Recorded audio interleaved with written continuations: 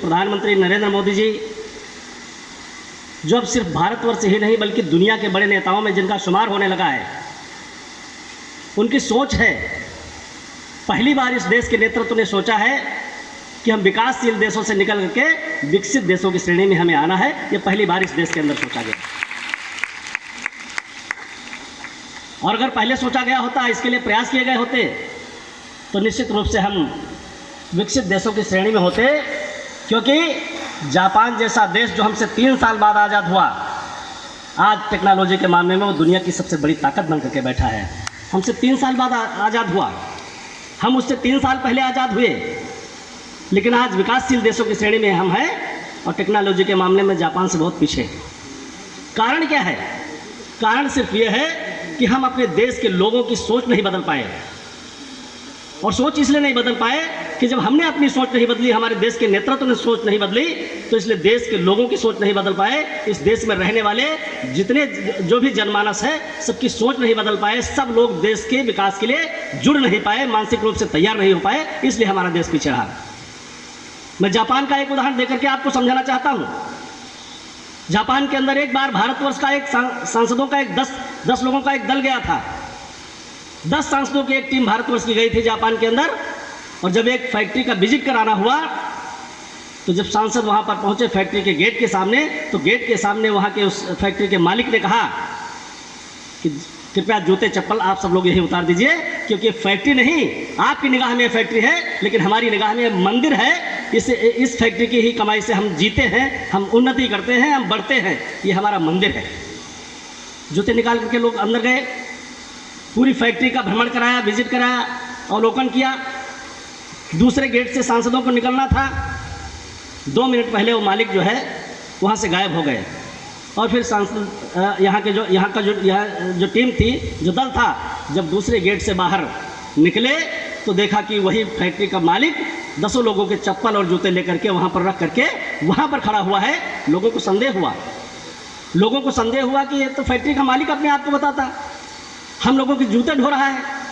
तो लोगों ने कहा, यहाँ के दल ने कहा, टीम के लोगों ने कहा कि आप फैक्ट्री के मालिक हैं। तो उसने कहा मैंने तो पहले बताया, कोई संदेह है क्या?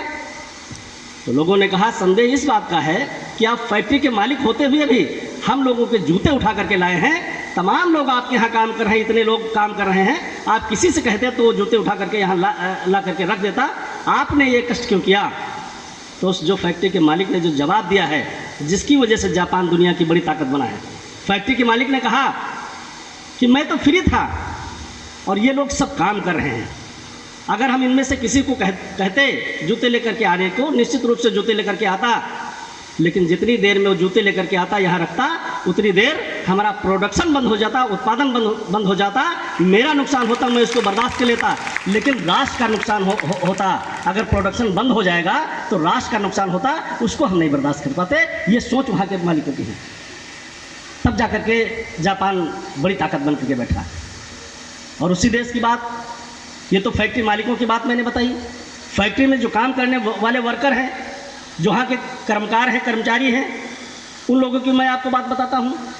वहाँ पर अगर किसी फैक्ट्री के अंदर हड़ताल होती है तो आधा काम होता है। मान लीजिए मसलन जूते की फैक्ट्री में अगर हड़ताल हुई तो काम नहीं बंद होगा, एक पैर का जूता बनाते रहेंगे, एक पैर का जूता बनाते रहेंगे, काम बंद नहीं करेंगे। और जब तक उनकी मांग नहीं मानी जाएगी तब तक दूसरे पैर का जूता नहीं बनाएंगे, तो काम मालिक का ठप हो जाएगा। और मालिक जब उनकी मांग को मानेगा तो दूसरे पैर का जूता बनाना शुरू कर देंगे, गाड़ियां लगनी शुरू हो जाएंगी और जो है व्यापार शुरू हो जाएगा, सप्लाई शुरू हो जाएगी। तो उनसे जब पूछा गया कि भैया आप हड़ताल कर रहे हैं, लेकिन हड़ताल में जूते तो बना रहे हैं, तो कहा हाँ, हम जूते इसलिए बना रहे हैं कि अगर हम काम बंद करके हड़ताल करेंगे तो मालिक का जो नुकसान होगा कोई बात नहीं, लेकिन हमारे राष्ट्र का नुकसान होगा, उसको हम बर्दाश्त नहीं कर पाएंगे। ये वहाँ के कर्मचारियों की सोच है। जापान की आज़ादी के बाद वहाँ के नेतृत्व ने वहाँ के जनमानस को इस दिशा में ले जाकर के खड़ा किया। वहाँ का जनमानस तैयार हुआ कि हम राष्ट्र हित जो है सड़कों पर है, राष्ट्र का नुकसान हम नहीं बर्दाश्त कर सकते हैं। ये सोच उनकी है। तब जाकर के जापान आज जो है टेक्नोलॉजी के मामले में दुनिया की बड़ी ताकत बन करके खड़ा हुआ है। आज हमारे देश में हमारे यशस्वी प्रधानमंत्री नरेंद्र मोदी जी ने कहा कि जब आज़ादी के 100 साल पूरे होंगे, 2047 जब 100 साल पूरे होंगे, तो उस समय हम दुनिया में विकसित राष्ट्रों की श्रेणी में खड़े होना चाहते हैं, विकासशील देशों से निकल करके विकसित राष्ट्र में जाना चाहते हैं, जाकर के बराबर उनको जो है उनको बराबर का जो है हम मतलब दुनिया के सारे देशों का सामना करना चाहते हैं। ऐसी स्थिति में देश को खड़ा करने की जो कवायद मोदी जी ने शुरू की है, उसके लिए आवश्यक है कि देश का हर व्यक्ति इस देश की उपलब्धियों के बारे में भी जाने, लेकिन देश की जो चैलेंजेज हैं, जो हमारे देश के सामने आने वाले चुनौतियां हैं, आने वाले समय में इस देश के सामने कौन सी चुनौतियां होंगी, उनके बारे में भी इस देश के हर व्यक्ति को पता होना चाहिए, हर व्यक्ति को जानकारी होनी चाहिए और हर व्यक्ति उसके लिए प्रयास करे, तब जाकर के देश दुनिया की बड़ी ताकत बनेगा, तब जाकर के दुनिया की बड़ी ताकत बन पाएगा। यह सोच लेकर के प्रधानमंत्री जी ने ये अभियान चलाया है।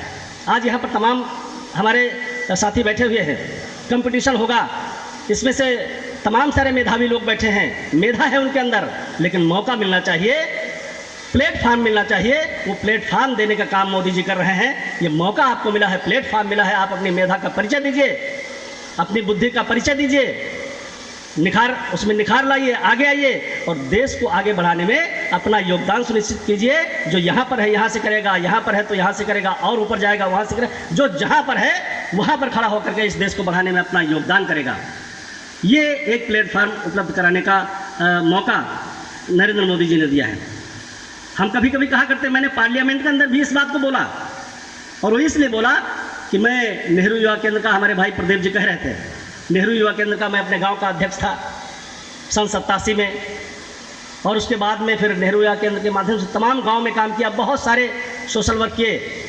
प्रदीप सारंग जी और हम दोनों लोग एक साथ हमने शुरू किया था, और आज भी जो लगाव है, अगर हम लोग एक हफ्ते तक नहीं बैठते हैं साथ में, तो फिर रात में 10-11 बजे तक एक हफ्ते में एक बार बैठना जरूरी है, सभी विषयों पर चर्चा करते हैं। वही बात याद आती है सन 87 वाली, हम दोनों लोग याद करते हैं और अपने ज़िले के बारे में, अपने देश और दुनिया के बारे में आज भी हम लोग डिस्कशन करते हैं। प्रदीप जी से हम बात करते हैं, इनसे सीखते भी हैं, इनसे पूछते हैं, इनसे पूछा करते हैं, बताओ भाई हमें क्या करना चाहिए, क्योंकि ये एक अच्छे विचारक भी हैं। तो ऐसी कोई जब मन में सीखने की भावना होती है, हमारे भाई हैं, बराबर के हैं हम लोग, लेकिन हम इनसे सीखते हैं, सीखने की भावना हमारे में है। हम इसलिए सीखते हैं कि हमें कुछ और अच्छा करना चाहिए। ज़िले के हम सांसद हैं, जो हम कर रहे हैं वो ठीक है, लेकिन और अच्छा क्या हो सकता है, ये सीखने की ललक हमारे अंदर है, तब हम इनसे बात करते हैं।